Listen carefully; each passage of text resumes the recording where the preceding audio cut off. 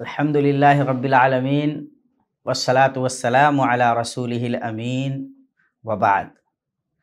معزز ناظرین، بزم قرآن کی اس محفل میں آپ کا استقبال ہے۔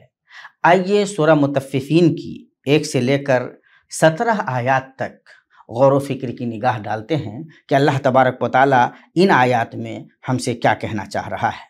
بنیادی طور پہ اللہ تبارک و تعالیٰ نے ان آیات میں 2 چیزوں پہ توجہ مبذول کرائی ہے۔ 2 چیزیں بہت زیادہ مضبوطی سے بیان کی گئی ہیں۔ ایک تو یہ کہ اللہ تبارک و تعالیٰ نے ناپ تول میں کمی کرنے والوں کی سزا کو بیان کیا ہے، اور دوسرے یہ کہ جو لوگ بدکار ہیں ان کے کیا احوال ہوں گے، ان کی کیا کیفیات ہوں گی، ان کو اللہ تبارک و تعالیٰ نے بیان فرمایا ہے۔ اللہ تبارک و تعالیٰ ناپ تول میں کمی کرنے کے سلسلے میں فرماتا ہے ویل للمطففین، یعنی ناپ تول میں کمی کرنے والوں کے لیے سخت عذاب ہے۔ پھر اللہ تبارک و تعالیٰ نے یہ جو تطفیف ہے، یعنی جو کم کرنا ہے ناپ تول میں، اس کی کچھ تفصیل بھی بیان کی ہے۔ اللہ فرماتا ہے الذین اذا اکتالوا علی الناس یستوفون، جب وہ لوگوں سے ناپی تولی جانے والی کوئی چیز لیتے ہیں تو پوری لیتے ہیں۔ وَإِذَا قَالُوهُمْ أَوْ وَزَنُهُمْ يُخْسِرُونَ، لیکن جب وہ دیتے ہیں، وزن کر کے کسی کو دیتے ہیں تو گھٹا دیتے ہیں، یعنی اپنا حق تو پورا لیتے ہیں لیکن جب دینا ہو تو کم کر دیتے ہیں۔ کیا یہ لوگ ایسا کیوں کرتے ہیں؟ یہ بڑی غلطی، یہ بڑا گناہ یہ کیوں کرتے ہیں؟ کیا انہیں یہ یقین نہیں ہے کہ یہ مرنے والے ہیں؟ ایک ایسے دن ان کو دوبارہ زندہ کیا جانا ہے جس دن اللہ تبارک و تعالیٰ حساب لے گا، سب کو اللہ تبارک و تعالیٰ کے سامنے کھڑا ہونا ہوگا۔ الا یظن اولئک انہم مبعوثون لیوم عظیم، ایک بڑے دن انہیں اٹھنا ہوگا، کھڑا ہونا ہوگا، دوبارہ انہیں زندہ کیا جائے گا اور ان سے حساب ہوگا، اللہ تبارک و تعالیٰ کے سامنے کھڑے ہوں گے۔ تو اس پہلے مرحلے میں اللہ تبارک و تعالیٰ نے ناپ تول میں کمی کرنے والوں کی غلطی، ان کے گناہ کو بیان کیا ہے، اور وجہ کی طرف بھی اللہ پاک نے اشارہ کیا ہے کہ کیا یہ سمجھ رہے ہیں کہ دنیا میں جو کچھ ہو رہا ہے بس یہی ہے، کسی کو نقصان پہنچا دیں گے، اپنا کوئی فائدہ کر لیں گے اور بس ان کو مرنا نہیں ہے، مرنے کے بعد ان کو دوبارہ زندہ نہیں اٹھایا جائے گا، اور کیا ان کو اللہ تبارک و تعالیٰ کے سامنے کھڑا نہیں ہونا ہے، حساب نہیں دینا ہے؟ نہیں، ان کو کھڑا ہونا ہوگا، حساب دینا ہوگا۔ اور یہ ذہن میں جب یہ بات رہے کہ ہمیں مرنا ہے، حساب کتاب دینا ہے، تو انسان یہ غلطی نہیں کرے گا۔ اس دن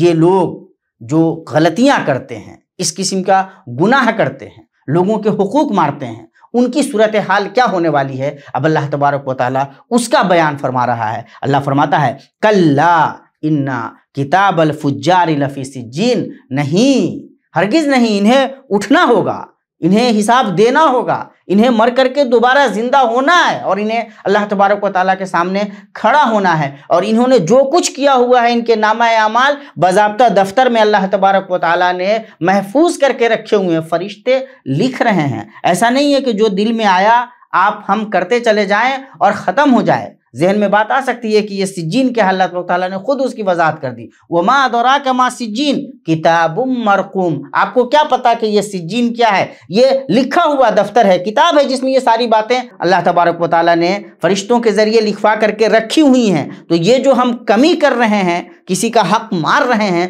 اور اس گمان میں پڑے ہوئے ہیں کہ وہ دن نہیں آئے گا جب ہمیں ہمارے اعمال کا بدلہ ملے گا، تو ہمیں اس دھوکے سے نکل جانا چاہیے۔ اللہ تبارک و تعالیٰ اس دن کلیئر کر دے گا اور ساری چیزیں سامنے رہیں گی۔ ویل یومئذ للمکذبین، اس دن جھٹلانے والوں کے لیے ویل، جہنم کی ایک وادی ہوگی۔ الذین یکذبون بیوم الدین، جو قیامت کے دن کا انکار کرتے ہیں، اور ظاہر ہے قیامت کے دن کے انکار کی یہ عملی شکل ہے کہ آدمی لوگوں کے حقوق مارے اور دل میں اس کے یہ بات بیٹھ جائے کہ اس کے ساتھ کچھ ہونے والا نہیں ہے۔ اللہ تبارک و تعالیٰ یہ فرما رہا ہے وَمَا يُكَذِّبُ بِهِ إِلَّا كُلُّ مُعْتَدٍ أَثِيمٍ، بہت زیادہ گناہ کرنے والا، سرکشی کرنے والا ہی قیامت کے دن کا منکر ہو سکتا ہے۔ قیامت کے دن کے انکار کی عملی شکل یہ ہے کہ انسان لگاتار گناہوں میں پڑا رہے اور یہ بھول جائے کہ اسے اللہ تبارک و تعالیٰ کی طرف لوٹنا ہے، جہاں جا کر کے اسے حساب و کتاب دینا ہوگا۔ اذا تتلی علیہ آیاتنا قال اساطیر الاولین، یہ عجیب و غریب کیفیت ہے ایسے لوگوں کی، غفلت کی وہ عجیب و غریب کیفیت ہے کہ جب اللہ تبارک و تعالیٰ کی آیتیں پڑھی جاتی ہیں تو کہتے ہیں یہ تو پرانے لوگوں کے ایسے ہی قصے ہیں۔ کلا انہم عن ربہم یومئذ لمحجوبون۔ اللہ اکبر، اللہ تبارک و تعالیٰ وہ نقشہ کھینچ رہا ہے کہ ایسی بات نہیں ہے کہ یہ پچھلے کوئی ایسے ہی بے سر پیر کے قصے ہیں، یہ سچائیاں نگاہوں کے سامنے آنے والی ہیں، اور قیامت کے دن بڑی محرومی یہ ہوگی ایسے لوگوں کی کہ وہ اللہ تبارک و تعالیٰ کے دیدار سے محروم رہیں گے۔ اللہ تبارک و تعالیٰ ان کو اپنے دیدار کا شرف نہیں بخشے گا، وہ اللہ تبارک و تعالیٰ کے دیدار کی خوشی سے، سعادت سے، شرف سے محروم رہیں گے۔ ثم انہم لصال الجحیم، اور پھر یہ جہنم رسید ہو جائیں گے۔ ثم یقال ھذا الذی کنتم بہ تکذبون، اور پھر انہیں یہ حقیقت بتلا دی جائے گی کہ یہ ہے اس چیز کا بدلہ جس کا تم انکار کر رہے تھے۔ تم تو سمجھتے تھے کہ یہ دن نہیں آنے والا ہے، یہ بدلہ نہیں ملنے والا ہے، یہ حساب و کتاب نہیں ہونے والا ہے، لیکن یہ حساب و کتاب تمہاری نگاہوں کے سامنے ہے۔ اب تم ہو اور تمہارے اعمال ہیں اور اس کی سزا ہے۔ ہمیں غور کرنا چاہیے کہ کہیں ایسا تو نہیں کہ ہم بھی تطفیف کے اس گناہ میں پڑے ہوئے ہیں،